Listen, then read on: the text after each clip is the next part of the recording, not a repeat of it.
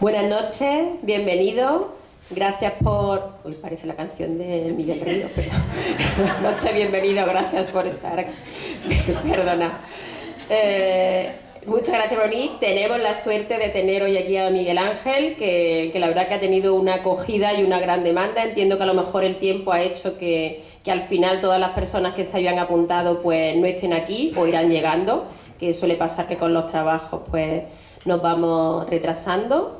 Y yo sé que está casi la gente para coger apuntes, pero como hemos quedado antes, nos va a hacer el favor de la presentación luego poder enviarla por email. Por lo tanto, estar atentos a escuchar, porque luego vaya a poder tenerlo por email.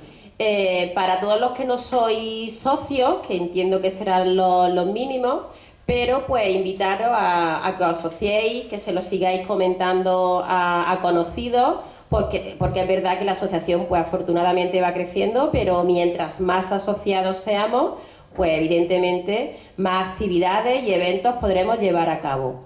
Comentaros que el día 14 de diciembre vamos a tener a Narciso Michavila, que ayer creo que se envió el correo. Ha sido bastante precipitado, pensábamos que este iba a ser ya el último evento del año y con la copa, pero hemos tenido la oportunidad de traerlo y no queríamos perder esa oportunidad precisamente porque si no puede que el año que viene ya no pudiéramos traerlo. Así que creemos que es una persona que muchos tenéis muchas ganas de verlo, y para que lo vayáis agendando. Va a ser el primer evento que lo vamos a hacer abierto porque queremos que la asociación darla a conocer en Córdoba. Entonces vais a tener prioridad todos los socios. Primero hay un aforo limitado y primero los asociados sois los primeros que habéis tenido la información y los que vais a tener oportunidad de apuntaros, y cuando se cierren esas listas pues ya se dará paso al resto de la sociedad de Córdoba.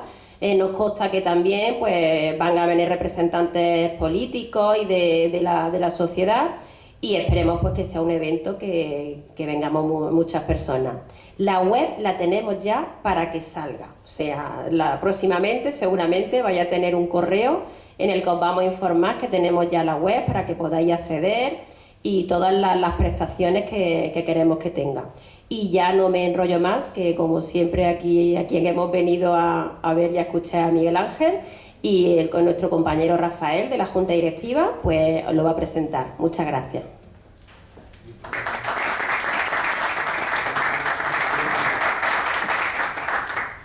Bueno, la verdad que hoy es un honor tener a Miguel Ángel con nosotros porque es una de las personas consideradas más expertas en Córdoba en temas fiscales.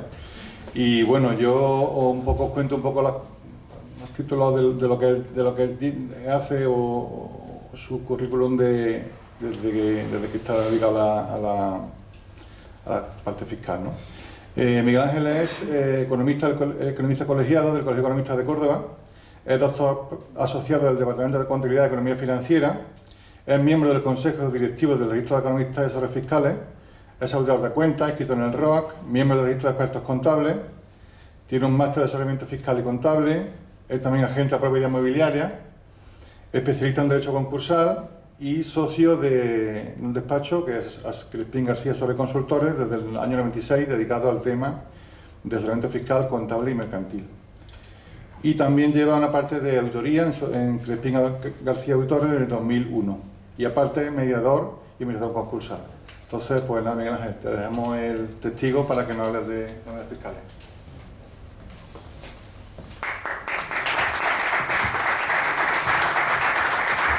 Bueno, pues buenas tardes a todos. Antes de empezar mi exposición quería agradecer a Rafael por las palabras de presentación y a toda la asociación de antiguos alumnos de TEA por brindarme la oportunidad de explicar un poco mi idea, mis conocimientos y bueno, y espero no aburriros mucho. Cuando Rafael me llamó para decirme, oye Miguel Ángel, que queremos que nos hable sobre las novedades fiscales del año 2024, me acordé que hace un par de semanas tuvimos el congreso anual del REAF, del Registro de Economistas y Asesores Fiscales, que es el órgano especializado del Consejo de Economistas de España, y una de las ponencias que había era novedades del 2024. Cuando llegamos, digo, mira, pues me va a venir bien, porque así un poco cogemos también Y bueno, pues la charla la dio el director de asesoría tributaria de la agencia de Madrid. Y el hombre pues nos dijo, mire ustedes, novedades no hay y yo voy a hablar, bueno, pues allí nos pegó de las líneas de actuación tributaria de la Comisión Europea que estaba intentando sacar, que luego saldrá o no saldrá, bueno, nos pegó allí una... Entonces, claro, yo cuando salí me dio la sensación, dice, esto es decirle a alguien que venga a hablar de una cosa y hable de lo que le dé la gana. Hombre, yo espero que nos vayáis con esa sensación. Yo lo que he planteado, porque realmente novedades del 2024, os puedo decir que publicadas y que estén en vigor, que entren en el 24, pues hay unas medidas de la ley de vivienda, que las comentaremos, una parte, la que hace referencia a una reducción en IRPF. Está, ¿qué más? Bueno, unos modelos nuevos que se han aprobado en relación con las criptomonedas. Está el proyecto de orden de módulos que se hizo público, bueno, a exposición pública, el 24 de noviembre, que está en exposición pública hasta el día 1, y hay un par de proyectos, que es el de el software antifraude, y que se lleva desde febrero ya. Lo que pasa es que con la situación política que hemos tenido, pues no ha salido. Y está también el de la factura electrónica y 3 proyectos que hay que van a salir, le queda ya poco, en relación con unas modificaciones que se produjeron en la ley general tributaria, que las comentaremos sobre temas de rectificación de modelos y unas modificaciones de la ley general tributaria que da competencia al órgano de gestión para poder ver contabilidad y bueno, un par de cosas que ahora comentaré. Bueno, entonces lo que he planteado realmente, mucha de la normativa que vamos a ver es normativa que se aprobó a finales del 22 con vigencia para el 23, otra normativa que se ha aprobado a lo largo del 23 con vigencia ya para el 23 y otra para el 24, y lo que vamos a ver, lo que yo he planteado es, oye, todo lo que se ha aprobado del 23 realmente nos tiene que servir ahora porque va a servir para la renta del 24. Entonces, lo conveniente es conocerlo y ver qué medidas tomar, porque todavía nos queda un mes para reducir la factura fiscal de la renta que vamos a tener que hacer en el 24, que será del 23. Con sociedades, pues pasa 3/4 de lo mismo. Entonces, el REAF edita unas guías que para mí son fabulosas, tanto de renta como de sociedades, donde te hace un análisis tanto doctrinal como jurisprudencial, donde te dice consultas de la Dirección General de Tributos, jurisprudencia que han salido de diferentes temas, lo publica, que yo, si no tenéis acceso a él, me lo decís, me dais vuestro correo y os lo mando. Y luego da una serie de consejos. En renta este año está dando recomendaciones, me parece que son 120, para que las tengáis en cuenta, efectos de reducir la factura fiscal, y en sociedades me parece que son 65. Yo he sacado una pequeña muestra, ¿vale?, de las cosas que yo he creído que son más interesantes, que las comentaré para que se puedan tener en cuenta a la hora de reducir la factura fiscal, tanto en sociedades como en renta, ¿de acuerdo? Bueno, y esto es un poco lo que voy a intentar ver, que me han dicho que acabe a las 9, pues la verdad que voy a tener que correr más que Piri, pero bueno. Vamos a ver, planificación en renta. Bueno, lo que no marqué la norma es porque se aprobó en presupuestos generales de Estado del año pasado, ¿vale? Y entonces, en renta, por ejemplo, en rendimientos del trabajo, pues en rendimientos del trabajo tenemos que este año se eleva la reducción que tenemos de rendimiento del trabajo, ¿vale? Hay una reducción en función del año pasado para rentas inferiores a 16.825 y se eleva a 19.747. De manera que el que no tenga otras rentas o sean distintas del trabajo, pero no superen los 6.500, pues la renta de trabajo podrá este año practicar unas reducciones de hasta 19.747. Se eleva también el umbral que había cuando teníamos percepciones de 2 o más empresas, teníamos obligación de hacer declaración cuando excedía de 14. Bueno, pues este umbral se eleva a 15.000 euros, ¿vale?, para la renta que presentemos ahora en el próximo año. También se publicó a finales del 22, se publicó la ley 28, que es la que le llaman ley de startup, que es la ley de empresas emergentes, que ahora después veremos lo que son. Y bueno, esta ley lo que prevé, bueno, sabéis que existe una exención, bueno, una exención no tributa, unos rendimientos en especie que no tributan para aquellas participaciones o acciones que se donen a los trabajadores, que se le entreguen a los trabajadores, se le entreguen a los trabajadores hasta 12.000 euros. Bueno, pues ese límite se eleva hasta 50 si se trata de empresas emergentes. Es decir, si son, ya veremos las empresas ahora emergentes cuando lo veamos en sociedades, qué características deben de tener, y entonces estarían exentas, sin tributar, la entrega a trabajadores hasta 50.000. Y luego, otro aspecto importante es que la parte de 12.000, la ley exige que se entreguen las mismas condiciones o que se le den las mismas condiciones a todos los trabajadores de la empresa. Mientras que cuando es de empresas emergentes ya difiere y no hace falta, te dice que se puede establecer una política retributiva donde por categorías puede hacer diferencias, ¿vale? Que creo que es un elemento también importante, ¿no? También le da una mejor tributación, porque lo que dice es que si yo entrego acciones o participaciones que superen ese límite de 50 y no están exentas, lo que le dice, van a tributar, pero van a tributar mucho más tarde. Van a tributar, pues en principio, cuando el trabajador, por ejemplo, la vendiera o cuando los títulos salieran a bolsa, y si no se cumplen estos casos, hasta que no pasen 10 años, ¿vale?, no van a tener que tributar por ellas. Así que le dan un tratamiento, pero ya digo, tiene que ser participaciones de empresas emergentes, que ahora después ya veremos a lo que corresponde.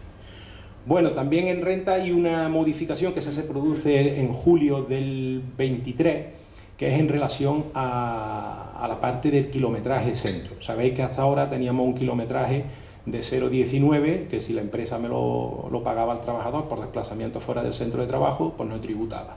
Esto, la verdad que nosotros desde el REAF hicimos un análisis de lo que costaba realmente un kilómetro, se hizo a través de unos cálculos y demás, y a nosotros nos salía en torno a 0,30 y tanto. Y lo pusimos antes de la campaña de renta, y bueno, no sería por nosotros, pero bueno, la verdad es que lo cambiaron, lo subieron no a la cantidad que habíamos dicho, pero se subió hasta 0,26, que creemos que es escaso, pero bueno, aquí lo que pasa es que no llueve a gusto de todos, porque al trabajador le viene bien, a la empresa se queja, ¿para qué ha hecho nada? Porque ahora le tengo que pagar más al trabajador. Bueno, aquí pues... Bueno, este sería un cuadro de lo que es que en dietas se ha quedado todo igual, no ha variado nada, simple y llanamente lo que ha variado ha sido solamente la parte que se paga por kilometraje, porque el resto, sabéis que hay, bueno, pues dietas por pernoctación o no pernoctación, es decir, si yo estoy fuera y pernocto, pues tengo unas cantidades, y si no pernocto, pues tengo una exención un poquito inferior. Y luego depende de que sea la dieta en España o sea en el extranjero. Aquí lo que sí es importante, si tomamos transporte público, pues esa cantidad estará toda exenta porque llevaremos nuestra factura, ¿no?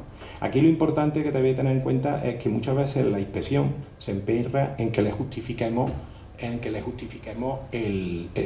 lo que es el gasto de la comida, de la cena, ¿no? No tenemos que justificar, lo que sí es importante es justificar el desplazamiento. Si tú justificas que estás en Málaga, pues tienes derecho a una dieta en función de que pernoctes o no pernoctes, mayor o menor, pero no es necesario que justifiques que has comido, ni factura, ni nada. Simplemente que demuestres que has ido, que has estado fuera del centro de trabajo, en Málaga, pues por cuestiones de trabajo, ¿no? Luego también hay una consulta de la Dirección General de Tributos que habla de que la estancia no la puede justificar, solamente se podría justificar con una factura de hostelería. De manera que si vas, por ejemplo, a un alojamiento de estos que hay ahora, que son turísticos y demás, pues te dice la Dirección de Tributos que eso no sirve como justificación de la estancia, cosa que, bueno, que yo discrepo, ¿no? Y supongo que algún compañero más de los que estéis por aquí nos dediquemos a esto discreparéis igual.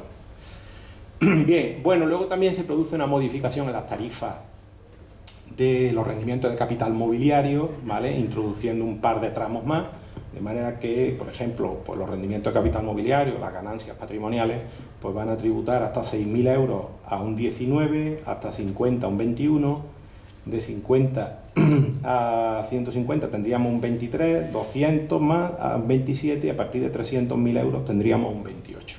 Ahí se le ponen dos escalas más, ¿vale? La verdad que han subido hasta un 28%, que no sabemos si se mantendrá para el año que viene. Yo me supongo que lo mantendrá, no creo que lo suban más. Pues claro, si supiéramos un poco cómo va a pasar el año que viene, pues iríamos como hicimos el año pasado, ¿no? Oye, repártete este año, que el año que viene te va a costar más caro. O difiere, es decir, si vas a pagarte 300.000 euros, no te pagues los 300.000 euros este año, págate una parte este año y en enero te pagas la otra, y por lo menos difieres un poco lo que es la tributación, ¿no? Bien, bueno, la tabla que habéis visto de reducción también se puede aplicar a lo que se llaman autónomos dependientes, que tributarán como rendimientos de actividad económica, ¿vale? Pero como son autónomos dependientes, que más del 75% de su facturación lo tienen a una sola empresa y demás, bueno, pues ellos tienen derecho a una reducción como si fueran rendimientos del trabajo, ¿vale? Pero son rendimientos de actividades económicas.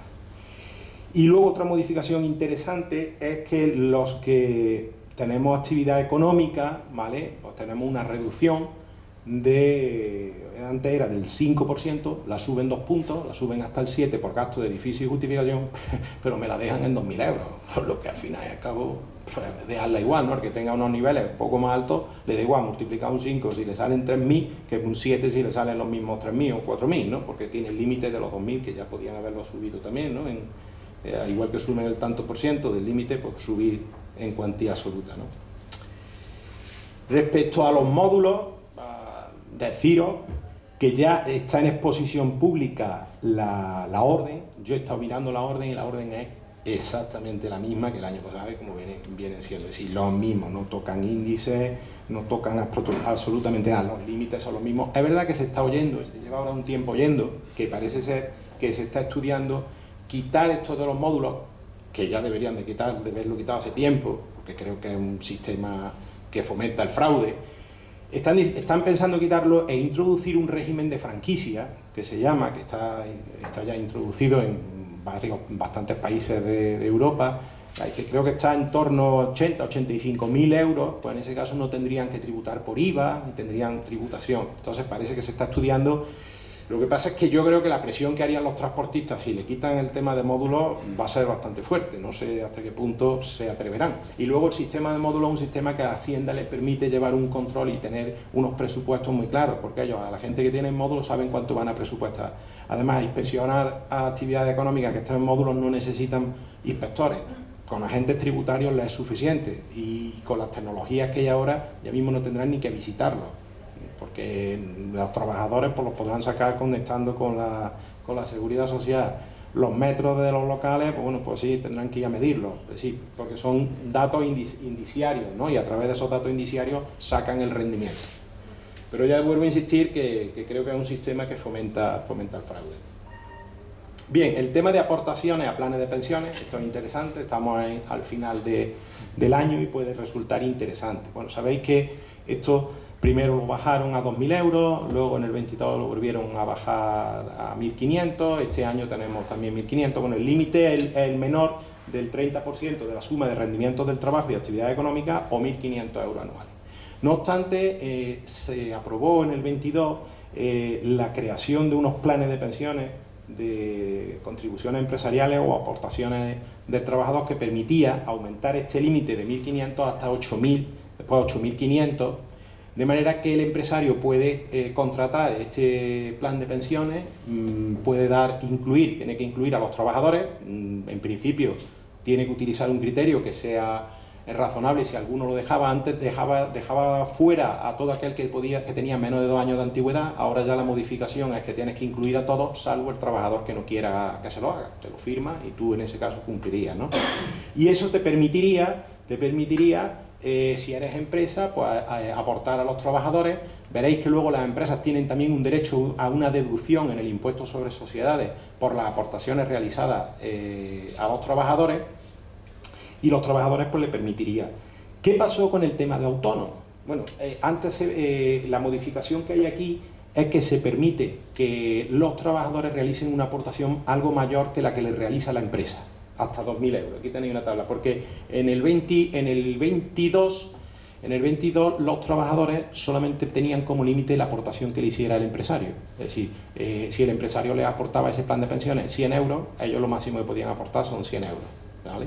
Ahora se le permite, por ejemplo, si el sueldo del trabajador es menor de 60.000 euros, porque si es mayor de 60.000 euros, el límite que puede aportar un trabajador es lo que aporte el empresario. Si el empresario aporta 100, pues puede aportar 100, no puede aportar más.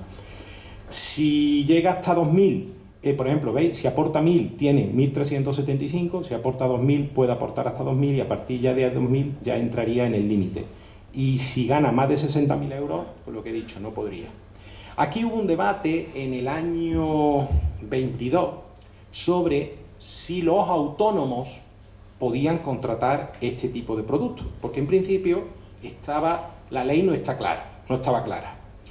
De hecho, Caixa, BBVA, Santander, entidades financieras principales no sacaron el producto para autónomos, pero sí salió por otras entidades. Por ejemplo, Mafre, Seguro España, son entidades que comercializaron esto para los autónomos que tuvieran trabajadores. Y el propio autónomo podía hacer su aportación. Y claro, aquí no existía, para ese año no existía límite, como ahora sí se ha aprobado ya que se puede hacer para autónomos, incluso autónomos que no tengan trabajadores, y el límite está, no sabe por qué, a la empresa le dejan 8.500 y al autónomo le dejan solamente 4.250. Entonces, ahora el debate está en que el autónomo que lo hizo para el año 2022, yo lo tengo hecho y ya tengo la renta en comprobación, que lo he mirado. Si yo lo tengo hecho, tengo mis trabajadores con el límite de 8.500, me deduje 8.500 y estoy esperando a ver por dónde viene, pero vamos, que yo creo que lo tengo bien, ya lo pelearemos. Sí, el problema de esto es cuando ya llaman, no llaman para esto nada más, llaman para todo y lo miran todo. Entonces los mirarán los gastos, mirarán... Pero vamos, que están bien, ¿eh? Y también bajo mi criterio, ellos seguro que dicen que hay algún gasto que no. Bien, en cuanto a deducciones, se prorrogan deducciones que ya veníamos teniendo, ¿vale? Que son las deducciones por, bueno, aquí tenéis, deducciones por reducción de demanda de calefacción y refrigeración, deducción por mejora en el consumo de energía primaria, deducción por mejora de energía de edificios y residenciales, se amplían hasta el 31 de diciembre del 2024, importante tener antes de la obra certificado, ¿vale? Que tiene una antigüedad, podemos tener hacia atrás un certificado de 2 años de antigüedad, que me den el certificado después de la obra, donde se certifique la reducción de los consumos y lo tengamos antes del 1 de enero del 2024, ¿vale? Y lo podemos tener, pues, dependen de las características, pues, ahí tenéis las características habitual y arrendada, en aquella parte, pues, tenemos edificios residenciales. La base de la deducción varía en función de la que tengamos, que son 5.000, 7.500 y 5.000. Tenemos que restarle las subvenciones que hayamos obtenido a efectos del cálculo de la deducción, ¿vale? Eso en casi todas las deducciones que podamos tener, hay que restar a efectos de lo que nos hayamos gastado, restarle las subvenciones que recibamos, ¿vale? Y ahí tenéis los porcentajes. Esta ya digo que esto no es novedoso, esto ya viene de atrás, ¿de acuerdo? Lo que han hecho es ampliarlo hasta el 24. Vamos, hasta el 24. Luego también se amplía, que esto ya digo, también estaba ya el año pasado, incluso lo ampliaron, la mejora la llevaron hacia atrás y se podía hacer complementaria, que es la deducción por maternidad, ¿vale? La deducción por maternidad, lo que tenían aquí es que hasta ahora solamente se aplicaba a mujeres con hijos menores de 3 años que estuviesen ya trabajando, ¿vale? Estuvieran de alta, y se amplía a las mujeres que en el momento del nacimiento del menor pues percibieran prestaciones contributivas o asistenciales, y las que en el momento o en cualquier momento posterior estuvieran trabajando y llevaran ya, o mantuvieran durante un periodo de 30 días cotizados. Como estos fueron unas mejoras que se hicieron, permitieron presentar complementaria, creo que fue desde el año 2001, y en el 2002 ya estaba también en vigor. Pero que sepáis, porque está también para este año. Luego tenemos unas deducciones por inversiones en empresas de nueva y reciente creación. Actualmente tenemos ya unas deducciones si nosotros invertimos en empresas, compramos participaciones y se cumple una serie de requisitos, pues tenemos derecho a una reducción del 30% con una base de deducción máxima de 60.000 euros. Bueno, pues si lo hacemos en empresas que son emergentes, esa deducción podría llegar hasta un 50% con una base de 100.000. Y aquí nos dice que las condiciones son que esa adquisición de participaciones la hiciéramos en la constitución de la entidad o en una ampliación posterior, siempre que no hubieran pasado 5 años, la que hay ahora, que es para empresas no emergentes, son 3, es decir, que tendríamos que comprar las participaciones o bien en la constitución o en ampliaciones que se hicieran por la empresa antes de 5 años. Se puede ampliar hasta 7, siempre que esas empresas emergentes pues sean de biotecnología, energía o industriales. Esto de la ley de empresas emergentes, la verdad que primero se publicó la ley, y la verdad que nadie sabía que era una empresa emergente. Tú te lees el artículo 3 de la ley 28/2002 y te dice qué requisitos tienes que cumplir. Yo recuerdo que tuve un cliente, porque ahora veremos que tienen un tipo de tributación más bajo, que es un 15%, y cumple, y me decía, oye, pues yo ya sé que el año que viene voy a tributar al 15%. ¿Pero por qué? Si tú vas a montar una pizzería. Dice, porque soy empresa emergente. La verdad que no le pude decir que no, porque no lo sabía. me lo imaginaba que no iba a ser. Ahora ya sí se ha publicado, porque las empresas emergentes ahora te tienen que dar un certificado en ISA, me parece que se llama el organismo, que es el que tú solicitas vía internet. La verdad es un sistema que es rápido, lo solicitas, aportas toda la documentación y ellos te emiten un certificado, siempre que cumpla unos requisitos, que tengáis, sobre todo va fundamentado si tenemos deducciones por I+D+I, o tenemos investigadores que están bonificados en seguridad social, o somos pyme innovadora. Entonces, si esos requisitos, pues si los cumplimos, pues te van a dar el certificado de, bueno, eso y otros, ¿no?, que hay que cumplir, de empresa emergente, y entonces se podrían acoger a todos estos beneficios. Bien, aquí tenemos, y bueno, se introduce una deducción del 15%, ahora viene un poquito más explicado. Este también es interesante si nos compramos un vehículo eléctrico enchufable nuevo y no afecto a actividades económicas. Si compramos un vehículo de este tipo, desde el 30 de junio del 2023 hasta el 31 de diciembre del 2024, pues vamos a tener derecho a una deducción del 15% sobre una base máxima de 20.000 euros. Y también tendremos derecho a una deducción del 15% con una base máxima de 4.000 si hacemos la obra en casa, por ejemplo, para enchufarlo, ¿vale? Entonces, hombre, creo que es interesante y no es muy conocido. Bueno, aquí tenéis que hay que cumplir, bueno, pues pedir los permisos correspondientes. Si nos dan subvención, pues se reducirá también la base. Podemos pedir, porque ahora sabéis que los coches tardan bastante y demás, pues también se puede dar un anticipo, ¿vale? Y si damos un anticipo, pues tendríamos derecho también a la deducción, ¿de acuerdo? Dice, la base de la deducción estaría constituida por el valor de adquisición del vehículo, incluidos los gastos y tributos inherentes a la adquisición, debiendo descontar las cuantías subvencionadas. Y lo mismo pasaría con la deducción por las obras que realicemos para la instalación de los sistemas para cargar el vehículo. Bien, y ahora aquí sería una serie de recomendaciones para poder reducir la carga fiscal de la renta del 24. Voy a leer, yo creo que he sacado, estos son 120, yo he sacado, no sé si han sido 15, pero que en el manual que os he dicho del REAF tenéis las 120 y la verdad que si las leéis, a mí me costó trabajo sacar 16 porque me dejaba algunas que eran buenas. Bueno, de cara al año que viene, pues plantearle a la empresa, somos trabajadores, que muchas veces se pueden sustituir determinadas retribuciones que tributan por otras que no tributan, ¿no? Como puede ser, por ejemplo, el seguro médico, que muchas veces lo tenemos contratado nosotros y si lo contrata la empresa, lo paga la empresa, se pone ella de titular, pues no tributa y al final tenemos lo mismo, ¿no? O cheques de restaurante, que esto sí es muy típico, o cheques de transporte, por ejemplo en Madrid, pues esto sí es muy típico que las empresas retribuyan con este tipo de retribuciones que no tributan, ¿no? Si la empresa te ofrece un coche, pues pide que sea eléctrico, porque a la hora de calcular la retribución en especie, que suele ser un 20%, luego lleva una reducción del 30% si es de eléctrico, por lo que interesa también y vamos a tributar menos. Si se ha percibido un bonus, sabéis que si nosotros percibimos un bonus de una cantidad dineraria que exceda de 2 años, ese bonus se le puede aplicar una reducción del 30%. Lo que pasa es que no podemos acogernos a ese tipo de bonus si nos hemos acogido ya a uno 5 años antes. Es decir, tenemos que dejar pasar 5 años para poder acogernos de nuevo a un bonus de este tipo. Lo que sí puede pasar es que yo me haya acogido a un bonus de este tipo, ahora me llegue otro a los 3 años y sea de mucha mayor cantidad que el que me acogí. Puedo pedir que me haga hacer declaraciones complementarias, anular el bonus anterior y aplicarlo a este, ¿vale? Que se ha dado el caso, de bonus bastante más fuerte y que hemos eliminado el anterior. Dice, si se acerca el momento de la jubilación y se plantea la posibilidad de rescatar el plan de pensiones, bueno, pues tener en cuenta que aquellas aportaciones que son anteriores al 2007 tienen un derecho a una reducción y que hagamos el cálculo si nos interesa tomarlo todo de golpe o a través de una renta, porque sabéis que el impuesto es progresivo y se nos puede subir bastante el tipo, ¿no? Dice, si el titular de los planes con aportaciones anteriores al 2007 podrá beneficiarse en más de un ejercicio fiscal de la reducción del 40%.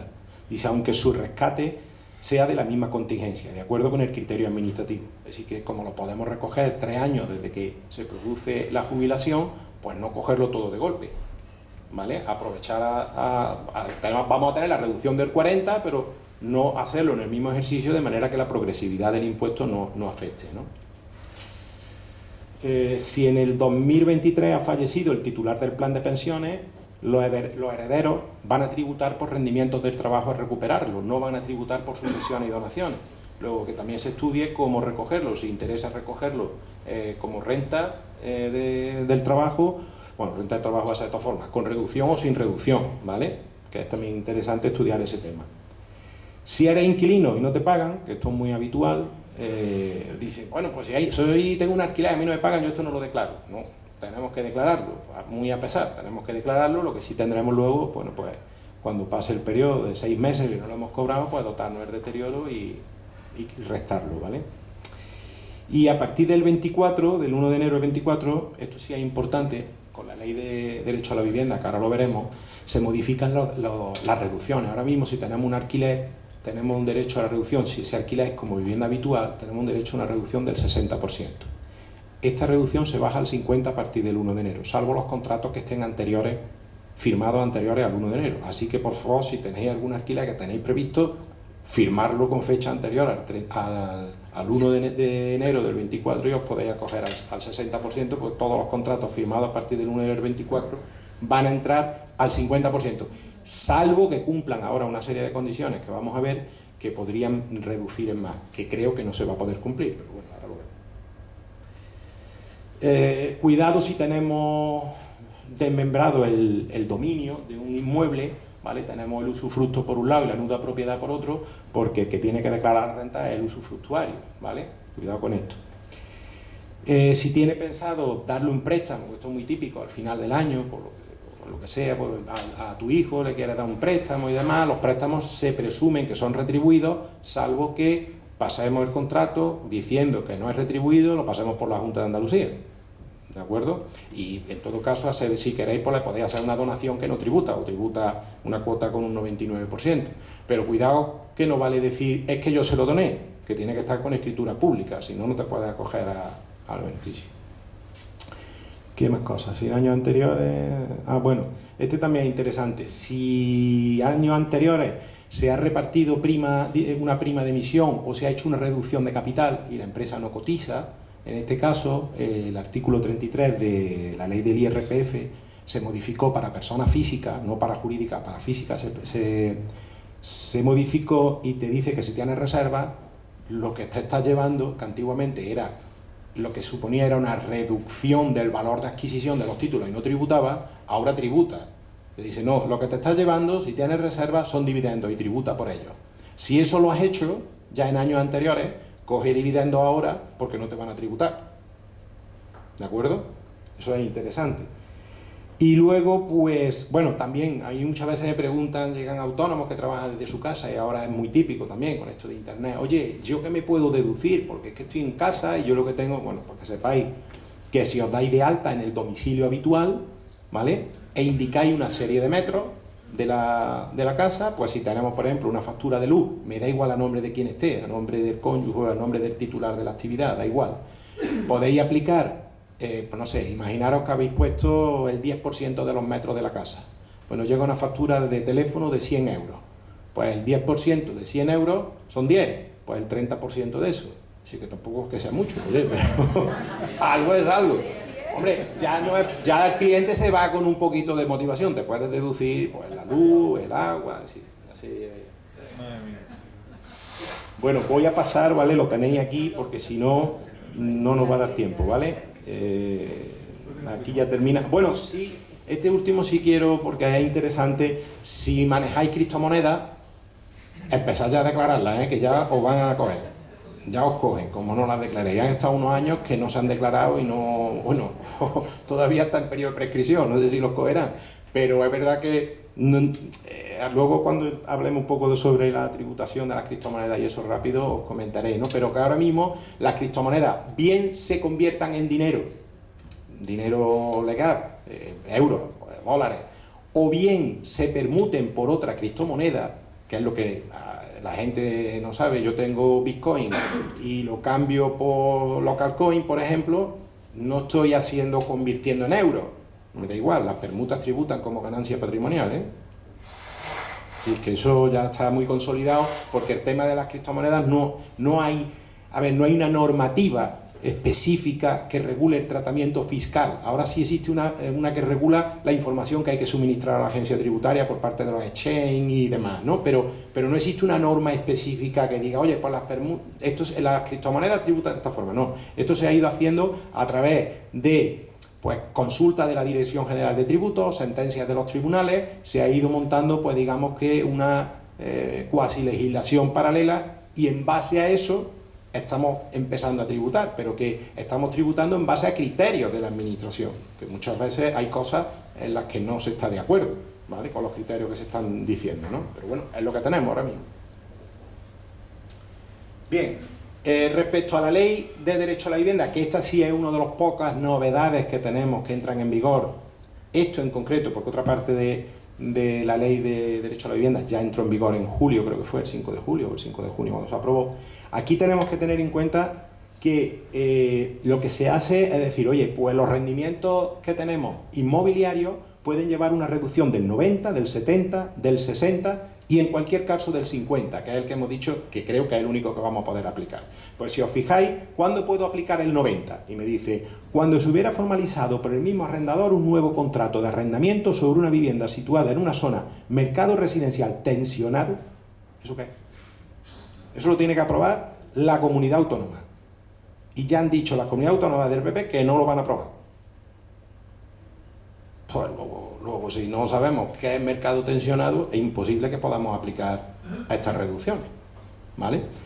El 70 dice, cuando se produzca alguna de las siguientes, que el contribuyente hubiera alquilado por primera vez la vivienda siempre que ésta se encuentre situada en una zona de residencial tensionada y el arrendatario tenga una edad comprendida entre 18 y 35, pues tampoco lo vamos a poder.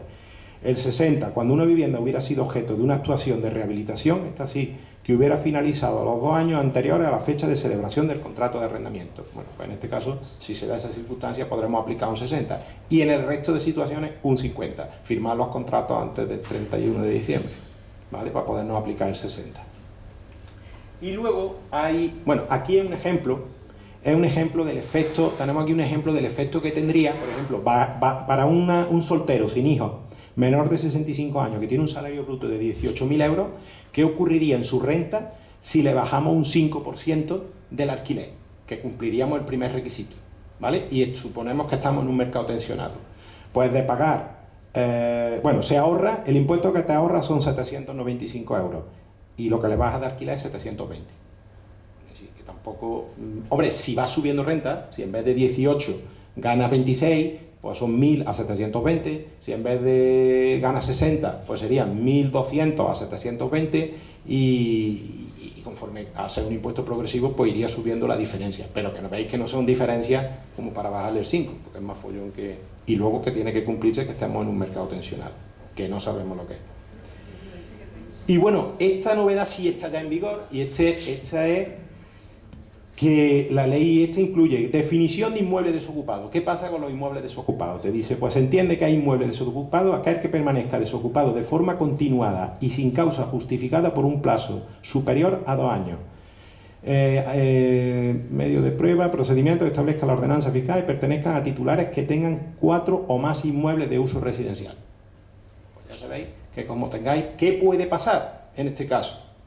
Recargo por inmueble desocupado. Los ayuntamientos pueden establecer, esto ya tiene que ser el ayuntamiento en las órdenes, lo que lo establezca en su propia orden, hasta un 100% de la cuota líquida del impuesto cuando el periodo de desocupación sea superior a 3 años, pudiendo modularse en función del periodo de tiempo. Los ayuntamientos podrán aumentar el porcentaje de recargo 50 puntos adicionales en caso de que los inmuebles pertenecientes a titulares de 2 o más inmuebles de uso residencial que se encuentren desocupados en el mismo término. Es decir, que si somos poseedores de más de 4 y tenemos 2 o más, pues nos pueden subir el recargo del 100 más un 50 más.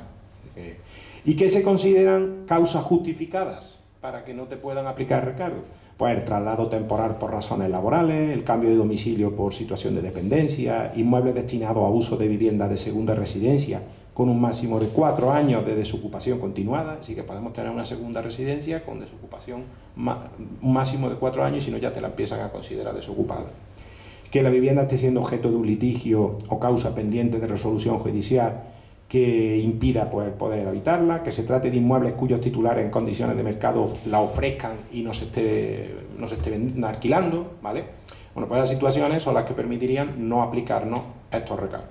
Esto, ya digo, tiene que ser decisión de cada ayuntamiento, ¿vale? Pero bueno, ahí está y lo pueden aplicar. Bueno, voy rápido. Impuestos sobre sociedades, aspectos importantes. Mirad, respecto a la base imponible, os pongo el ejemplo que va a ser más... Mira, cuando tenemos un grupo de consolidación fiscal, ¿vale? Cuando tenemos un grupo de consolidación fiscal, hasta ahora, ¿qué hacíamos? Pues cogíamos, sumábamos las bases de cada una de ellas, las que eran positivas, positivas, las que eran negativas, negativas, las sumábamos, las restábamos y nos daba la base consolidada, ¿de acuerdo? Simplificando.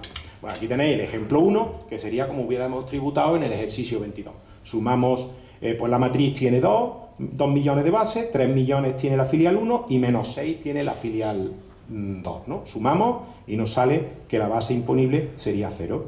Luego no tendríamos cuota íntegra. Bueno, pues ¿cómo se va a tributar en el 23? En el 23 nos dicen, oye, aquellas empresas que tengan base negativa que pertenecen al grupo, solamente te puedes aplicar el 50% de la base. Y el otro 50% en 10 años de manera proporcional, sin límite. Pues por lo menos no nos ponen límite en esa.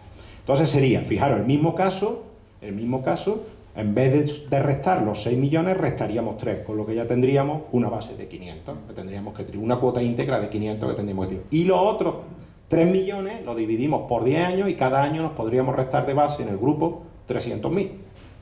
¿Vale? Este creo que es importante. Sí. Luego dice, aquí tenemos también una libertad de amortización, ¿vale? Que esta también es interesante, que es, dice, una libertad de amortización para las instalaciones, por ejemplo, las empresas que se han instalado las placas solares con la subida de tal, bueno, pues tienen una libertad, siempre que la hayan instalado a partir del 20 de octubre del 22 y entren en funcionamiento a lo largo del 23. Si lo han hecho antes, yo tengo clientes que lo hicieron a finales del 22 y no se han podido acoger a esta libertad de amortización. Tienen una libertad de amortización de 500.000 euros. ¿Esto qué quiere decir libertad de amortización? Porque te la amortizas como te dé la gana, ¿vale? Puedes amortizarlo hoy 100, mañana 500, o los 500 de golpe, fiscales. Cuidado, y esto es importante, que lo tengáis en cuenta. Es decir, que tenemos que llevar diferencias temporarias, ¿de acuerdo? Tener cuidado con este tema porque como las metamos enteras contables, luego no nos las van a aceptar. Meterlas contables lo que corresponda, ¿vale? La amortización efectiva y luego calcular diferencias. Luego tenemos este Real Decreto, el 5/23, que se aprobó ya, que habla sobre medidas en respuesta a las consecuencias económicas de la guerra de Ucrania, que este nos permite, lo mismo que teníamos en el impuesto sobre la renta para los vehículos no afectos, ¿vale? Pues este lo tenemos para los que compremos afectos a una actividad. Y te dice, oye, si compras unos vehículos que tengan una serie de características, que lo veremos, que habrá que saber un poco de temas de estos, pues si los compras, que sepas que si te entran en funcionamiento en los periodos 23, 24 y 25, pues vas a poder aplicar un coeficiente de aceleración en la amortización, ¿vale? Si la amortización es del 16, pues te podemos aplicar el 2, tendremos como contable el 16 y habrá que calcular la diferencia. Bueno, ahí tenéis los vehículos. Vehículo eléctrico, cédulas combustibles, vehículo eléctrico híbrido, ahí tenéis que hacer un máster para saber si lo cumple. Te vas a la ficha técnica, es lo más rápido. Oye, me da la ficha técnica y veo si lo cumple. Bueno, esto es un ejemplo de un cálculo de la compra, ¿vale?